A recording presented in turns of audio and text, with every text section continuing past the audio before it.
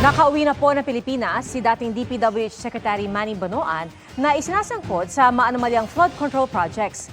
Kasama si Bonoan sa mga pinatatawag ng Senate Blue Ribbon Committee para sa pagdinig bukas. Nakatutok si Mav Gonzalez. Matapos ang 2 buwan sa Amerika, umuwi na sa Pilipinas si dating DPWH Secretary Manny Bonoan kaninang umaga. May Immigration Lookout Bulletin Order para kay Bonoan dahil sa investigasyon sa maanumalyang flood control project. Dating sinabi ni Senate President Pro Tempore Panfilo Lacson na umabot sa mahigit 30 billion pesos ang allocable ni Bonoan sa national budget. Sinadya rin aniya nitong magbigay ng mali-maling coordinates ng flood control project sa Malacanang. Lumipad pa Amerika si Bonoan noong Nobyembre para samahan ang asawa na magpa-opera. December 17 dapat ang uwi niya. Pero ayon sa kanyang abogado, na-delay ang operasyon kaya hindi agad nakauwi. Former Secretary Manny Bonoan po ay dumating ngayong umaga, linggo po ng umaga, January 18. Nanggaling po siya from Taipei. Siya po ay nasa Immigration Lookout Bulletin natin. Kaya po ang kanyang pagdating ay nireport po natin kaagad sa Department of Justice. So far po doon sa ating tala, wala po siyang reported companion na kasama po niyang umuwi na. Kasama niya po ang kanyang spouse na umalis. Pero ngayon po, nung siya po ay bumalik, wala pong declared at reported na kasama po pauwi. Kasama si Bonoan sa 12 sinampinan ng Senate Blue Ribbon Committee para sa pagdinig bukas. Kabilang din dyan sina dating Congressman Zaldico, COA Commissioner Mario Lipana at dating Deputy Yusek Traiguev Olaivar na mga tumanggap umano ng kickback mula sa flood control projects.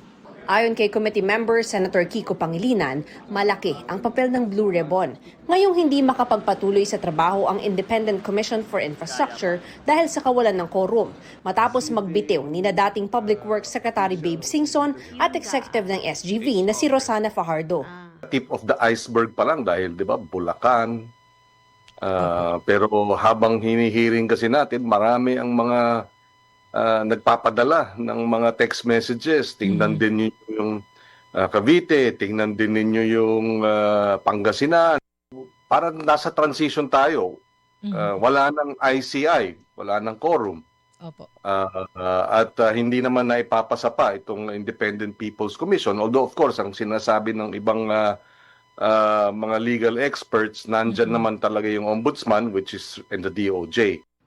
Kahit daw for later release o hindi kaagad nabigyan ng pondo ang ilang proyekto sa Cabral Files, kailangan pa ring imbestigahan, lalo't may down payment na umano kahit nasa National Expenditure Program pa lang. Saan galing yung pera? And most likely, ang ating tansya dyan galing sa mga kontraktor no, na nag-advance at naniniwalang makukuha nila na yung proyekto dahil rigged nga, meron pa rin katiwalian, no? Meron pa rin komisyon at kickback. Sagot naman ni Pangilinan kay Senador Amy Marcos na nagsabing puro senador ang pinupuntirya sa mga anomalya pero walang kongresista.